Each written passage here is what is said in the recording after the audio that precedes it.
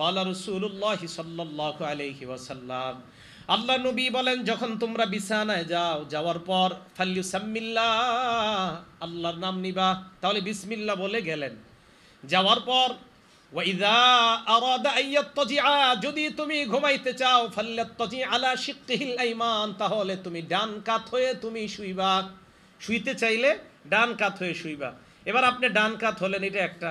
আরেকটা হলো মাথার নিচে হাত রেখে আপনি আল্লাহরে বলবেন, আল্লাহ আপনি কিয়ামতের ময়দানে আমাকে আপনার আযাব থেকে রক্ষা করেন। আল্লাহ যেদিন মানুষকে উঠাবেন সেদিন আপনি আপনার আযাব থেকে আমাকে রক্ষা করেন, এটা একটা। আর আয়াতুল কুরসিটা যদি আপনি পড়তে পারেন তো সারা রাত সমস্ত বিপদ আপদ থেকে আল্লাহ আপনাকে হেফাজত করবেন। সারা রাত আল্লাহ আপনাকে হেফাজত করবে। আর আমার আগের আলোচক বলছেন সূরা ইখলাস, ফালাক, নাস এইগুলা পড়তে। তো এগুলোর তো আলাদা আলাদা বৈশিষ্ট্য আছে। রসুল আকরাম সাল্লাল্লাহু আলাইহি সাল্লাম এক হাদিসের মধ্যে বলেন, সহিহ বুখারীর 515 নম্বর হাদিস, এই হাদিসের মধ্যে আসছে, ক্বালা রাসূলুল্লাহি সাল্লাল্লাহু আলাইহি ওয়াসাল্লাম, আয়াজিজু আহাদুকুম আইয়াকরা সুলুসাল কুরআন, তোমাদের কেউ কি কোরআনের 3 ভাগের 1 ভাগ পড়তে অক্ষম? ফি লাইলা, এক রাতে। এক রাতে তোমাদের কেউ কি কোরআনের 3 ভাগের 1 ভাগ পড়তে অক্ষম? এই কথা বলার পর ফাশাক্কা যালিকা আলাইহিম, সাহাবাদের কাছে ব্যাপারটা কষ্টকর মনে হয়। এমনি 10 পারা কোরআন পড়তে পারে অনেক সাহাবারা, কিন্তু সবাই তো পারে না। সাহাবাদের মধ্যে কয়েকজন বললেন, আইয়ুনা ইউতিকু যালিকা ইয়া রাসূলুল্লাহ, আমাদের মধ্যে কে পারবে এমন কোরআনের 3 ভাগের 1 ভাগ এক রাখতে পড়তে হুজুর, এমন কে আছে? আল্লাহ নবী বললেন, আল্লাহুল আহাদুস সামাদুস সুলুসুল কোরআন, কুল হুয়াল্লাহ সূরাটা কোরআনের 3 ভাগের 1 ভাগ, একবার পড়বা 10 পারা কোরআনের সওয়াব পেয়ে যাইবা। তার বিছানায় মাথা লাগা সূরা ইখলাস একবার পড়বেন 10 পারা, 2 বার পড়বেন 20 পারা, 3 বার পড়বেন তো আল্লাহ পাক 30 পারা কোরআনের সওয়াব দিয়ে দিবেন। মুসলিম শরীফের হাদিস, হাদিস নাম্বার 811 নাম্বার হাদিস। এই হাদিসের মধ্যে আসছে, ক্বালা রাসূলুল্লাহি সাল্লাল্লাহু আলাইহি ওয়াসাল্লাম, ইন্নাল্লাহা জাজ্জাআল কুরআনা সালাসাতা আজজা, নিশ্চয়ই আল্লাহ কোরআনকে 3 ভাগে ভাগ করেছেন। বলেন কোরআনকে কয় ভাগে ভাগ করেছেন? ওয়াজআলা কুল হুয়াল্লাহু আহাদ জুজআম মিন আজসাইল কুরআন, সূরা ইখলাসকে আল্লাহ কোরআনের 3 ভাগের 1 ভাগ বানিয়েছেন। সুবহানাল্লাহ। এবার একটা মজার হাদিস শোনাই, মুসলিম শরীফের 812 নাম্বার হাদিস। এই হাদিসের মধ্যে আসছে, রাসূল আকরাম সাল্লাল্লাহু আলাইহি সাল্লাম সাহাবাদেরকে বললেন, উহশুদু উহশুদু, কাছে আসো কাছে আসো। আপনাদেরকে বলার যাবে না, না কাছে আসো আপনারা না, মানে হাদিসে বলছে। এখন আপনাদেরকে এই মুহূর্তে বললে কষ্ট হবে, কারণ এই তো কাছে আইছেন, আর বললে সমস্যা হবে, পরে আমগো দুইজনে মেরে নেবেন। এখন রাসূল সাল্লাল্লাহু আলাইহি সাল্লাম বললেন, কাছে আসো কাছে আসো, উহশুদু উহশুদু। হ্যাঁ আচ্ছা, তো রাসূল সাল্লাল্লাহু আলাইহি সাল্লাম বললেন, উহশুদু, কাছে আসো। এখন সাহাবাদেরকে যখন বলে কাছে আসো, এবং দেখবেন আপনারা বিভিন্ন মাহফিলে যিনি উপস্থাপক থাকে, পরিচালক, উনিও বলে ভাই একটু কাছে এসে বসেন, বলে না? আসলে দেখেন আপনি দূরে থাকলেও কি শুনবেন না? শুনবেন, মাইকে তো শুনবেন, কিন্তু কাছে আসতে কেন বলে? দেখেন এই কাছে আসতে বলাটাও নবীর সুন্নাত। সুবহানাল্লাহ, কাছে আসতে বলাটাও নবীর সুন্নাত। তো কয় নবীজি বললেন কাছে আসো। আচ্ছা বলেন তো, নবীজির কথা সাহাবারা কতটা মন দিয়ে শুনবে? এরপরে নবী বলে এই কাছে আসো কাছে আসো। তো সাহাবায়ে কেরাম চিন্তা করলো, নবীজি কাছে ডাকতেছে, তার মানে গুরুত্বপূর্ণ কিছু বলবে। সাহাবারা আল্লাহ নবীর কাছে আসলেন, আসার পর আল্লাহ নবী বললেন, সাআকরাউ আলাইকুম সুলুসাল কুরআন, আমি আজকে তোমাদেরকে কোরআনের 3 ভাগের 1 ভাগ পাঠ করে শোনাবো। সুবহানাল্লাহ, আমি তোমাদেরকে কোরআনের 3 ভাগের 1 ভাগ পড়ে শোনাবো। সাহাবারা তো খুশি, নবীজি কোরআন পড়বে 10 পারা, এটা তো ভালো কথা, মানে 3 ভাগের 1 ভাগ পড়বে, এটা আমরা শোনার জন্য সবাই অপেক্ষা। ফাকরা কুল হুয়াল্লাহু আহাদ, আল্লাহ নবী সূরা ইখলাস পড়লেন। সুবহানাল্লাহ। সাহাবারা ততক্ষণ পর্যন্ত ফজিলত জানে না। নবীজি ঘরে ঢুকে গেলেন। ফাকালা বাদুনা লিবাদিন, সাহাবাদের মধ্যে একজন আরেকজনকে বললেন, আল্লাহ নবী না বললেন কোরআনের 3 ভাগের 1 ভাগ পড়বে, কুল হুয়াল্লাহ সূরা পড়ে দি নবী ঘরে গেছে। সাহাবা বলে, মনে হয় কোনো ওহী নাজিল হওয়ার কারণে আল্লাহ নবী ঘরে গিয়েছে, আবার মনে হয় আসবে, অপেক্ষা করো। নবীজি ঘর থেকে বের হলেন, হওয়ার পর আল্লাহ নবী বললেন, শোনো তোমরা, আমি তোমাদেরকে বলেছিলাম কোরআনের 3 ভাগের 1 ভাগ পড়ে শোনাবো। আমি যে কুল হুয়াল্লাহ সূরা পড়লাম, এই কুল হুয়াল্লাহ হলো তাদিলু সুলুসাল কোরআন, কোরআনের 3 ভাগের 1 ভাগ। তাহলে রাতে আপনি বিছানায় মাথাটা লাগাইবেন, লাগানোর পর পড়বেন। আচ্ছা আপনারা বিছানায় মাথা যখন লাগাবেন বালিশে, তখন জান্নাতে একটা ঘর বানাবেন, কারা কারা চান? ইনশাআল্লাহ। মুসনাদে আহমদের হাদিস, রাসূল আকরাম সাল্লাল্লাহু আলাইহি সাল্লাম বলেন কুল হুয়াল্লাহ সূরা 10 বার পড়ো। কয়বার? 10 বার। সাথে সাথে জান্নাতের মধ্যে আপনার জন্য একটা বালাখানা তৈরি হয়ে যাবে। দুনিয়াতে যখন নবীনগর সাভারের আশপাশ দিয়ে গাড়িতে উঠা যখন যাবেন আপনারা, তখন দেখবেন বড় বড় বিল্ডিং হইতেছে, তখন চিন্তা করো হা এরকম একটা বিল্ডিং যদি আমার হইতো, তখন সান্ত্বনা দিবেন নিজেরে কিভাবে জানেন? আর থুর এখানে না হয়েছে কি হয়েছে, সাথে সাথে 10 বার সূরা ইখলাস পড়বেন আর বলবেন যাক জান্নাতে তো একটা বানায় ফেলছে। এভাবে সান্ত্বনা দিবেন নিজেরে। আবার অনেকে অনেক সময় বলে এটা করো সেটা করো, তখন আমি বলি 10 বার সূরা ইখলাস পড়লে হয়ে যাবে, টেনশন নাই। তো 10 বার সূরা ইখলাস পড়বেন, জান্নাতে আপনার জন্য একটা বালাখানা তৈরি হয়ে যাবে। রাসূল আকরাম সাল্লাল্লাহু আলাইহি সাল্লামের এক সাহাবা, সহিহ বুখারীর হাদিস 5013 নম্বর হাদিস, এই হাদিসের মধ্যে আসছে আন্না রাজুলান সামিআ রাজুলান ইয়াকরাউ কুল হুয়াল্লাহু আহাদ ইউরাদ্দিদুহা, এক ব্যক্তি সূরা ইখলাস খালি বেশি বেশি পড়ে।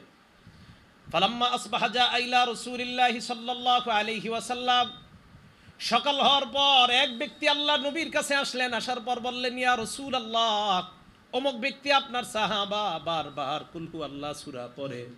আল্লাহর নবী কয় তাই নাকি? কয় হ্যাঁ।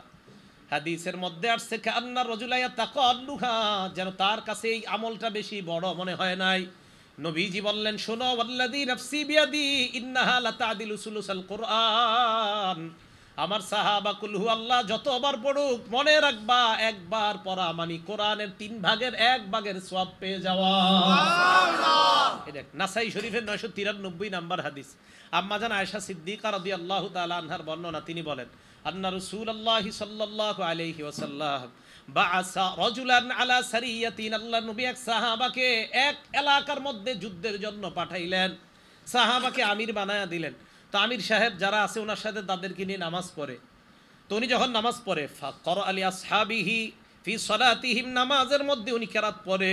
যখনই উনি নামাজ শেষ করে দ্বিতীয় রাকাতে অথবা ওনার কেরাত উনি সমাপ্ত করে বিকুল হুয়াল্লাহু আহাদ, ফায়াখতিমু বিকুল হুয়াল্লাহু আহাদ, উনি প্রায় সময় খালি কুল হুয়াল্লাহু আহাদ পড়ে নামাজ শেষ করে। মনে করেন প্রথম রাকাতে একটা বললাম, দ্বিতীয় রাকাতে কুল হুয়াল্লাহ, অথবা প্রথম রাকাতে আপনার 2 সূরা একসাথে পড়ে ফেললো, প্রথমে তাব্বাত ইয়াদা পরে কুল হুয়াল্লাহ, মানে এত বেশি কুল হুয়াল্লাহ নামাজে পড়ে। ফালাম্মা রাজাউ, সবাই যখন ফিরে আসছে নবীজির কাছে, আসার পর জাকারু লাহু, নবীজির কাছে এই কথাটা বলছি ইয়া রাসূলুল্লাহ, উনি খালি কুল হুয়াল্লাহ সূরা পড়ে নামাজ পড়ায়। নবীজি বললেন তাই নাকি? ফাসালুহু লিআইয়ি শাইইন ফাআলা যালিকা, এটা নাসাইর বর্ণনা। নবীজি বললেন তাকে কি জিজ্ঞাসা করো উনি এটা কেন করছে সাহাবা। আর বুখারীর বর্ণনা লিআইয়ি শাইইন ইয়াসনাউ যালিকা, ওনাকে গিয়ে জিজ্ঞাসা করো, আমার সাহাবাকে জিজ্ঞাসা করো এই কাজ কেন করে। সাহাবারা তার কাছে গেলেন, যাওয়ার পর সালুহু, প্রশ্ন করলেন তুমি এটা কেন করো। উনি জবাব দিলেন লিআন্নাহা সিফাতুর রহমান, কুল হুয়াল্লাহ সূরার মধ্যে আমার রবের গুণাবলী আছে, তাই আমি পছন্দ করি এটা খুব বেশি। সুবহানাল্লাহ। আমার রবের গুণাবলী আছে, আমার রব এক, আমার রব বিয়ে করে নাই, আমার রবের বিবি নাই, আমার রবের ছেলে নাই, আমার রবের মেয়ে নাই, তিনি সন্তান জন্ম দেন না, তিনি সন্তান জন্ম নেন না, তার থেকে সন্তান জন্ম নেয় না, তিনি সন্তান জন্ম দেন না, তার সমকক্ষ কেউ নাই। তো আমার রবের এই গুণাবলীটা বলতে আমার খুব ভালো লাগে। সুবহানাল্লাহ। সাহাবারা নবীজির কাছে গেছে, নবীজি বললেন কি জিজ্ঞাসা করছো? হ্যাঁ হুজুর, এটাতে নাকি রহমানের সিফাত আছে, তাই উনি বলে আখবিরুহু আন্নাল্লাহা ইউহিব্বুহু, তাকে জানায়া দাও সে যেমন সূরা ইখলাসকে খুব ভালোবাসে মহব্বত করে, আল্লাহও তাকে ভালোবাসে। সুবহানাল্লাহ। তো রাতে বালিশে মাথা যখন লাগাইবেন আল্লাহর ভালোবাসা অর্জন করারও একটা উপায় কুল হুয়াল্লাহ সূরা পড়ে। সূরা বাকারার শেষ 2 আয়াত আমানার রাসূলু বিমা উনজিলা ইলাইহি মির রাব্বিহি থেকে শেষ পর্যন্ত কোরআন দেখে দেখেই পড়েন আপনি। হাদিসের মধ্যে রাসূল বলেন কাফাতা, যেই ব্যক্তি সূরা বাকারার শেষ 2 আয়াত পড়বে, রাসূল আকরাম সাল্লাল্লাহু আলাইহি সাল্লাম বলেন তার ওই পুরা রাত্রের জন্য এই 2 আয়াতই যথেষ্ট হয়ে যাবে। এই আমলগুলা করা, রাতে যখন আমরা বিছানায় মাথা লাগাই আমল করা। আরেকটা হলো বিছানায় মাথা যখন লাগাবেন, কাজ নাই তখন আপনার ফেসবুকটা না চালায়া, ইউটিউব মোবাইলটা হাতে না নিয়ে 1000 সওয়াব কারা চান? কয় হাজার সওয়াব? 1000, অথবা 1000 গুনাহ মাফ। 1000 সওয়াব হবে অথবা 1000 গুনাহ মাফ।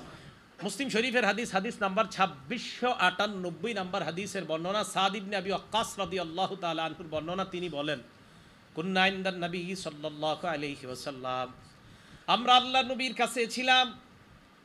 আল্লাহর নবী হঠাৎ আমাদেরকে বললেন আয়াজিজু আহাদুকুম আইয়াকসিবা আলফা হাসানা, তোমাদের মধ্যে কেউ কি অক্ষম 1000 সওয়াব কামাই করতে অক্ষম? ফাসালাহু সাইলুম মিন জুলাসাইহি, বৈঠকের মধ্য থেকে একজন প্রশ্ন করলেন, ইয়া রাসূলুল্লাহ, আমাদের মধ্যে 1000 সওয়াব কামাই করা এটা কিভাবে সম্ভব? নবীজিকে বললেন, কাইফা ইয়াকসিবু আহাদুনা আলফা হাসানা, কিভাবে একজন 1000 নেকি কামাই করতে পারে? আল্লাহ নবী বললেন, শোনো তোমরা, ইউসাব্বিহু মিআতা তাসবিহা, কোন ব্যক্তি যদি 100 বার সুবহানাল্লাহ পড়ে, কয়শো বার? 100 বার। বলেন তো কি? সুবহানাল্লাহ। আবার বলেন সুবহানাল্লাহ। এতটুকুই বাস, আবার বলেন সুবহানাল্লাহ। আল্লাহ নবী বলেন 100 বার যদি কোনো বান্দা সুবহানাল্লাহ বলে, ইউকতাবু লাহু আলফু হাসানা, তার আমলনামায় 1000 নেকি লিখে দেওয়া হয়। সুবহানাল্লাহ। নবীজি বলে 1000 নেকি যদি তোমার আমলনামায় লেখা নাও হয়, আও ইউহাত্তু আনহু আলফু খাতিয়া, তোমার আমলনামা থেকে 1000 গুনাহ মুছে দেওয়া হয়। সুবহানাল্লাহ। তাহলে 100 বার সুবহানাল্লাহ পড়বেন, হয়তো 1000 সওয়াব হবে, অথবা 1000 গুনাহ আপনার জীবন থেকে আল্লাহ মুছে ধুয়ে মুছে সাফ করে দিবেন। আল্লাহ আমলগুলা করা দরকার আছে না? আল্লাহ আমাদের সকলকে আমল করার তৌফিক দান করেন। এখন এই সুন্নতগুলা পালন করা সহজ হবে, সম্ভব হবে কখন? যদি আমরা রসুল আকরাম সাল্লাল্লাহু আলাইহি সাল্লামকে মহব্বত করতে পারি, তাহলে এই সুন্নতগুলা পালন করা আমাদের জন্য সহজ হবে।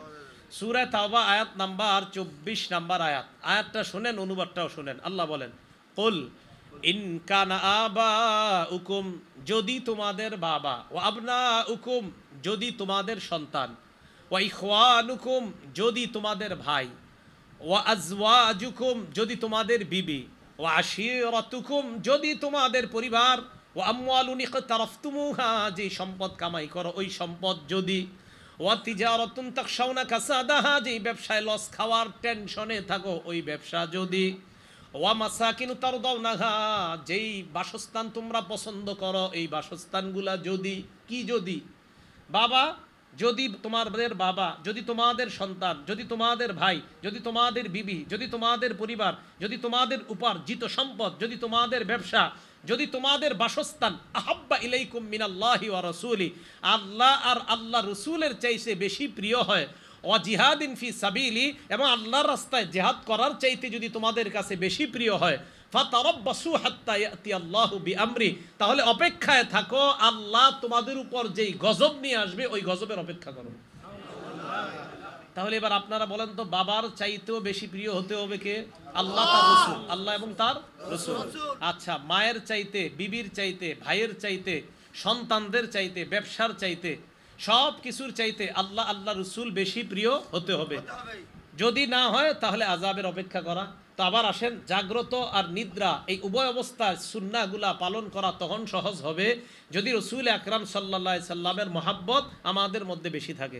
দেখেন, আমাদের মাঝে একটা অবহেলিত সুন্নতের নাম মেসওয়াক। একটা অবহেলিত সুন্নতের নাম কি? মেসওয়াক।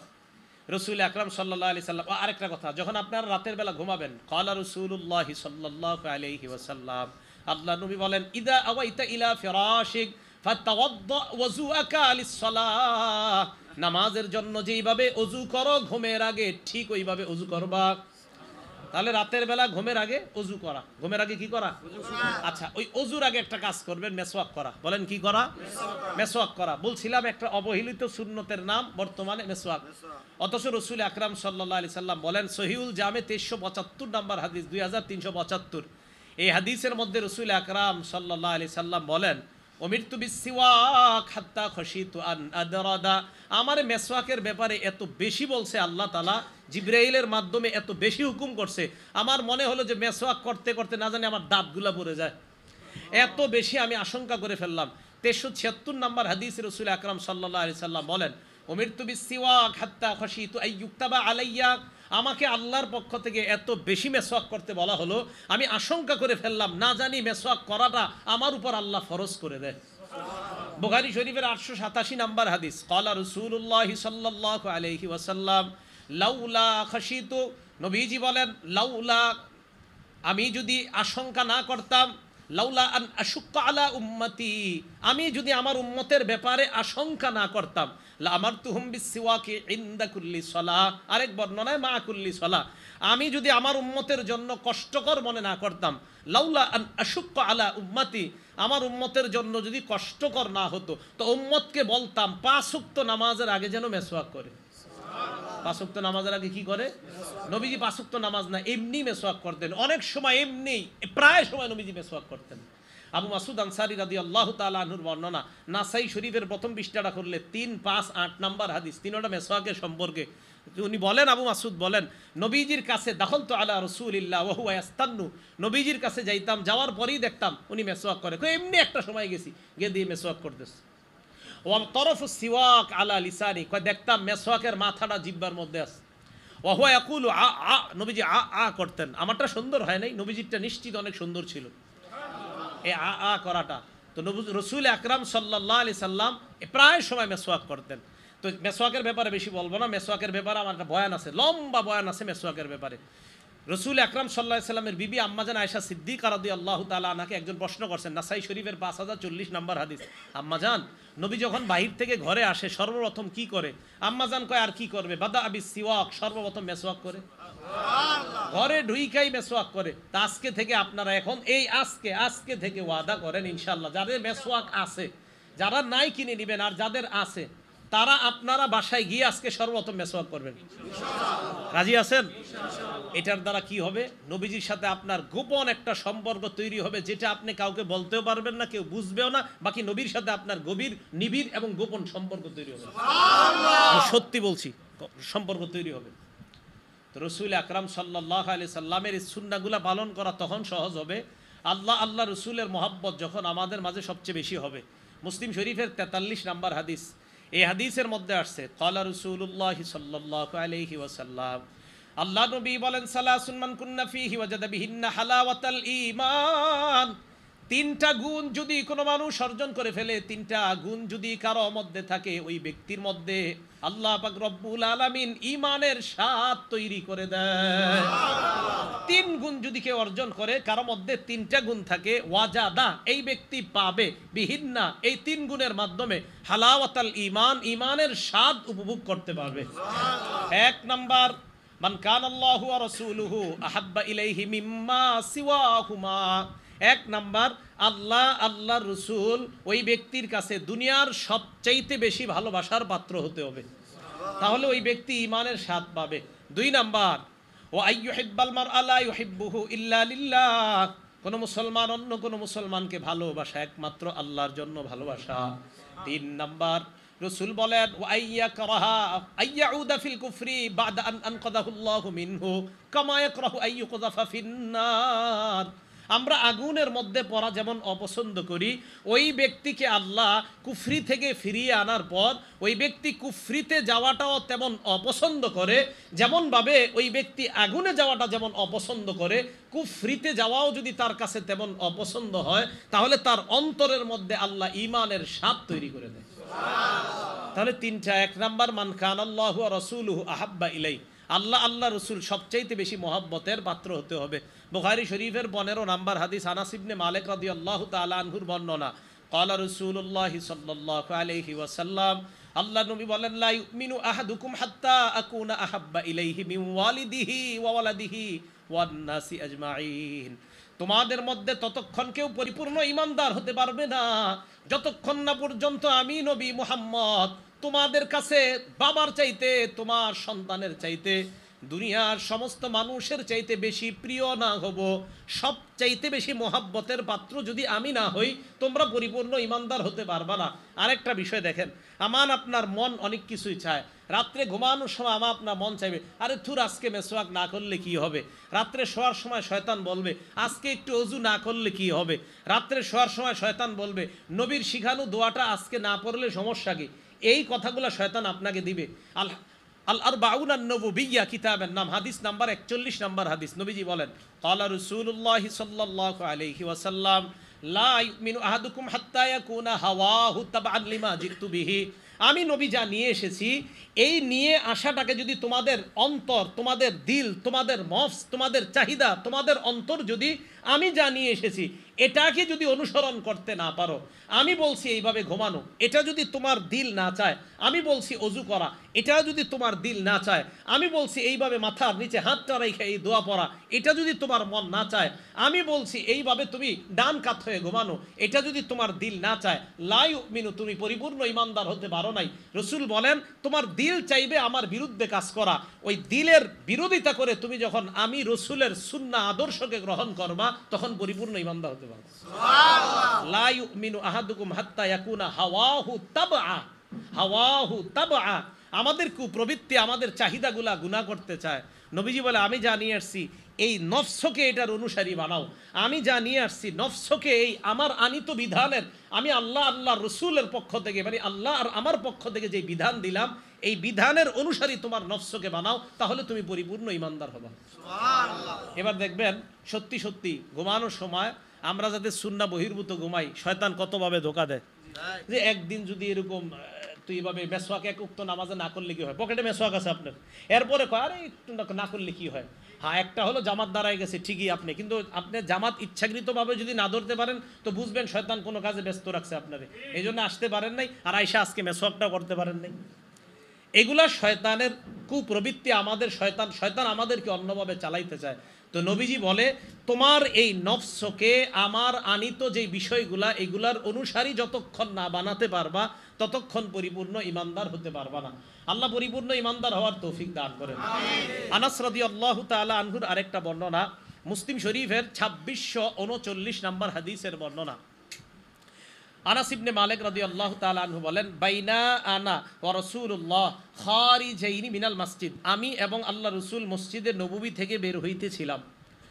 লাকিনা রাজুলান ইনদা সুদ্দাতিল বাব, দরজায় এক ব্যক্তির সাথে আমার আর রাসূলের সাক্ষাৎ। ওই ব্যক্তি আল্লাহ রাসূলকে বললেন ইয়া রাসূলুল্লাহ মাতাস সাআহ, হুজুর কিয়ামত কবে হবে? নবীজি জবাব দিলেন মা আদাত্তালাহা, কিয়ামতের প্রস্তুতি নিছনি। ওই ব্যক্তি জবাব দিলেন হুব্বুল্লাহ ওয়া রাসূলিহি, আল্লাহ আল্লাহ নবীর মোহাব্বত, এটাই হলো আমার প্রস্তুতি। আমি আল্লাহকে ভালোবাসি, আল্লাহ রসুলকে ভালোবাসি, এটাই আমার প্রস্তুতি। নবীজি বললেন ফাইন্নাকা মা'মান আহবাবতা, তুমি যাকে মোহাব্বত করো কিয়ামতের ময়দানে তার সাথেই তুমি থাকবা। আনাস বলেন ফামা ফারিহনা বাদাল ইসলাম আশাদ্দা ফারহান বাদা কাউলিন নবী সাল্লাল্লাহু আলাইহি ওয়াসাল্লাম আনতা মা'মান আহবাবতা, আল্লাহ নবী যখন বললেন তুমি যাকে মোহাব্বত করো কিয়ামতের ময়দানে তার সাথে থাকবা, হযরতে আনাস বলেন নবীর এই কথা বলার পর, ইসলাম গ্রহণ করার পর এত খুশি আমরা আর কখনো হই নাই। আনাস বলেন নবীর এই কথা এত খুশি হইছি কেন? আনাস বলেন ফা আনা উহিব্বুল্লাহ, আমি আল্লাহরে ভালোবাসি, ওয়া রাসূলা, আল্লাহ রসুলকে ভালোবাসি, ও আবা বাকরিন, আবু বকরকে ভালোবাসি, ও উমার, ওমরকে ভালোবাসি, ও আরজু আন আকুনা মাহুম, আমার আশা আমি তাদের সাথেই হাসরে থাকবো, তাদের সাথেই জান্নাতের আশেপাশে থাকবো। আনাস বলেন ওয়া ইনলাম আমাল বিআমালিহিম, কয় যদিও আমি তাদের মতো আমল করতে পারি নাই, তবে আমার আশা হাসরে আমি তাদের আশেপাশেই থাকবো। এই হাদিস দ্বারা কি বোঝা যায় বলেন তো? আমরা যাদেরকে মহব্বত করব তাদের মতো যদিও এত বেশি আমল করতে পারবো না, আসলে সম্ভব না, সাহাবাদের মতো তো আমি আপনি আমল জীবনে করতে পারবো না, কিন্তু মহব্বত করবো যে না নবীর সাহাবাদেরকে মহব্বত করি, রসুলকে মহব্বত করি, আশা করা যায় নবী সাহাবাদের ওলামাদের আশেপাশে আমরা থাকবো ইনশাআল্লাহ। এবার বিপরীত দিকে দেখেন তো, আপনি মহব্বত যদি অন্য কাউরে করেন। আরেকটা হাদিস শোনেন তাহলে, মুসলিম শরীফের 2640 নাম্বার হাদিস, আগেরটা বললাম 2639, এটা হলো 2640। এই হাদিসের বর্ণনাকারী আব্দুল্লাহ ইবনে মাসউদ রাদিয়াল্লাহু তাআলা, আব্দুল্লাহ ইবনে মাসউদ রাদিয়াল্লাহু তাআলা আনহু বলেন যা রাজুলুন ইলা নবী সাল্লাল্লাহু আলাইহি ওয়াসাল্লাম, এক ব্যক্তি আল্লাহ নবীর কাছে আসলেন। আসার পর আল্লাহ নবীকে বললেন ইয়া রাসূলুল্লাহ কাইফা তারা ফি রাজুলিন আহাব্বা কওমান ওয়া লাম্মা ইয়ালহাকা বিহিম, হুজুর ওই ব্যক্তির ব্যাপারে আপনি কি বলেন যেই ব্যক্তি কোনো সম্প্রদায়কে ভালোবাসে। আপনাদের এলাকার কোনো মানুষ আলেমদেরকে মহব্বত করেন, কিন্তু আলেমদের মতো এত পরিমাণ আমল করতে পারেন না, আসলেই পারবেন না, সারাক্ষণ তারা হয়তো কল আল্লাহ না হয় কলা রসুলুল্লাহ নিয়ে আস, তো সারাক্ষণ সওয়াবের মধ্যে থাকে। বিশেষ করে হেফসখানা মুক্তবে যারা আছে তারা তো 24 ঘন্টা আমল জারি আছে তাদের। এখন আপনাদের এলাকার কেউ আলেমদেরকে মহব্বত করেন কিন্তু তাদের মতো আমল করতে পারেন না। এক ব্যক্তিকে নবীজিকে বললেন হুজুর ওই ব্যক্তির ব্যাপারে আপনি কি বলেন, যে ব্যক্তি কোনো সম্প্রদায়কে মহব্বত করে কিন্তু তাদের মতো আমল করতে পারে না, তার ব্যাপারে আপনি কি বলেন? নবীজি বললেন আলমার উমা আমান আহাব্বা, মানুষ তাদের সাথেই কিয়ামতের মাঠে থাকবে যাদেরকে সে মহব্বত করে। এই কথাটা সারা জীবন মনে রাখেন, আমি যাকে মহব্বত করব তার সাথে আমার হাসর হবে। আজকাল অনেকে দাবি করে দেখবেন, আমি কি কম নামাজ পড়ি, আমি কি কোরআন রিসার্চ কম করি, আমি কি হাদিস রিসার্চ কম করি, এরকম বলে অনেকে। কিন্তু উনি কোরআনও রিসার্চ করে, হাদিসও রিসার্চ করে। এইগুলা রিসার্চ করার পর ওনার ফলাফল কী বাইরে জানেন? উনি এইগুলা রিসার্চ করার পর ফলাফল বের হয় যে এতদিন বাংলাদেশের হুজুররা যা বলছে ইসলাম সব এরা ভুল বুঝাইছে আপনাদেরকে। তখন একটা বইয়ের নাম দিয়ে দিবে প্রকৃত ইসলাম ও নকল ইসলাম। কি নাম দিবে? ওলামায়ে কেরাম যে আদর্শ আপনাদেরকে শিখাইতেছে কোরআন সুন্নাহ, এটার নাম দিবে নকল, আর ওনারটার নাম দিবে প্রকৃত। তখন উনি আপনাকে বলবে ওই হাদিসগুলা মানা যাবে না, কারণ এই হাদিসগুলার সাথে কোরআনের ওই আয়াতের সাংঘর্ষিক, ওই হাদিসগুলা মানা যাবে না, এটার সাথে কোরআনের ওই আয়াতটা মিলতেছে না, আপনাকে এরকম বুঝাবে। তো মনে রাখবেন, আপনি যদি ওই ব্যক্তিকে মহব্বত করেন, যেই ব্যক্তি আপনারে বুঝাইতে বুঝাইতে এক পর্যায়ে মসজিদ থেকে বের করে ফেলে, তো কিয়ামতের মাঠে আপনি তার সাথেই থাকবেন। এই জন্য ভয়ঙ্কর অবস্থার মধ্যে আমরা আছি, এটা কিন্তু মাথায় রেখেন। রসুল আকরাম সাল্লাল্লাহু আলাইহি সাল্লাম বলে, আমার উম্মত শেষ জামানায় তোমরা একজন আমল করবা, 50 জনের সওয়াব তোমার আমল নামায় লেখা হবে। সাহাবারা নবীজির প্রশ্ন করলেন, হুজুর কোন 50 জন? আমাদের 50 জন না ওই জামানার 50 জন? নবীজি বললেন, বাল মিনকুম 50, বরং তোমাদের 50 জনের সওয়াব আমার শেষ উম্মতের এক ব্যক্তিকে দেওয়া হবে। এই জন্য এই যুগে একবার ওইটাতে যাওয়া, একবার ওইটাতে, মানে চারোদিকে আপনি খালি দৌড়ান, না মনে হয় ওখানে ঠিক, ওখানে ঠিক। এত দৌড়াদৌড়ি বাদ দিয়ে মসজিদ মাদ্রাসা ধরেন, ইনশাল্লাহ ঠিক থাকবেন। অত দৌড়াদৌড়ি বাদ দেন, খালি চারোদিকে খোঁজে কোথায় যাবে কোথায় যাবে, এক পেরেশানির মধ্যে জায়গাটা হঠাৎ কয়, হুজুর এতদিনে প্রকৃতি ইসলাম বুঝছি, এতদিন বুঝিনি। এই কথাগুলা যখন আপনাদেরকে কেউ বুঝাবে, ওই লোকটাকে পাল্টা বলবেন, চলেন আমাদের মাদ্রাসার মোতামিম সাহেবের কাছে আপনাকে নিয়ে যাই। তখন বলবে, আমার কাজ আছে, অন্যদিন আসবো। যখন কোনো মানুষ আপনাকে নতুন ভাবে ইসলাম আবার বুঝাইতে চায়, এতদিন আপনি একভাবে নামাজ পড়তেন, এতদিন আপনি একভাবে সিজদা করতেন, মানে একদম মুসলমান, আপনার আব্বা আম্মা ভাই বোন সবাই মাশাআল্লাহ সহি পদ্ধতিতে এতদিন একটা নামাজ পড়তেন। হঠাৎ কেউ এসে আপনার যদি নতুনভাবে দাওয়াত দিতে চায়, বলবেন, ভাই আমার তো কোরআন হাদিসের এত জ্ঞান নাই, চলেন অমুক দাওরা হাদিস মাদ্রাসার যিনি বুখারী শরীফ পড়ায় ওনার কাছে আপনাকে নিয়ে যাই, তো ওনার সামনে বসে আমাকে আপনি বুঝান। বুঝানোর পর যদি আমার মনে হয় না আপনি যে নতুন করে বুঝাইতেছেন আমার আগেরগুলা ভুল আর আপনার বুঝানো সঠিক, তাহলে আমি আপনারটা মেনে নিব।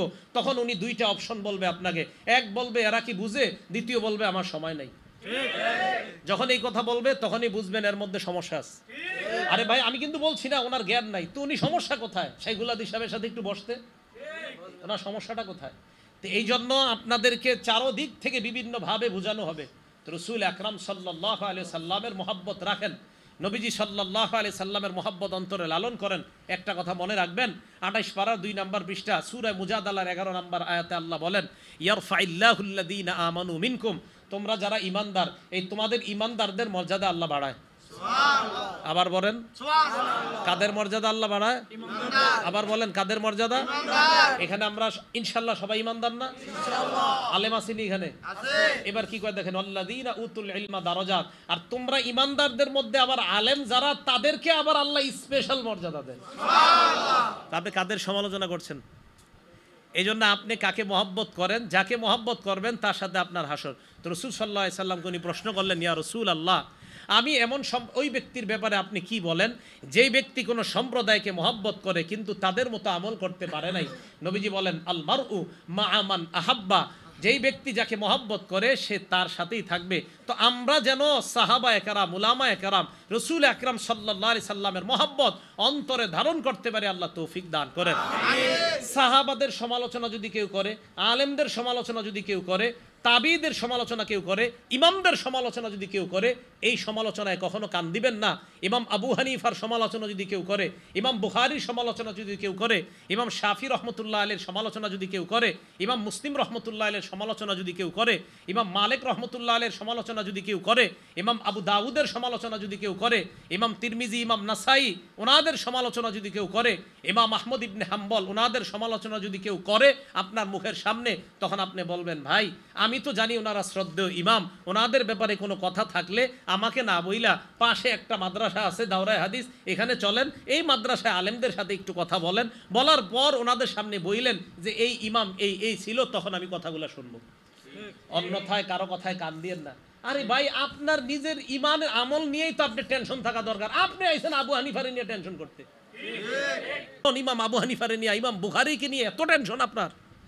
কি পরিমাণ টেনশন! সুবহানাল্লাহ। মাঝে মাঝে চিন্তা করি যে সাধারণ জনগণের এত টেনশন ইমাম আবু হানিফারকে নিয়ে। মাঝে মাঝে ফেসবুকে দাঁড়িয়েও নাই, কিচ্ছু নাই, এমন এমন লোক ইমাম আবু হানিফা রহমতুল্লাহ আলাইকে গালি দিয়ে কথা লেখে। তো এদের কথায় কান দিয়েন না।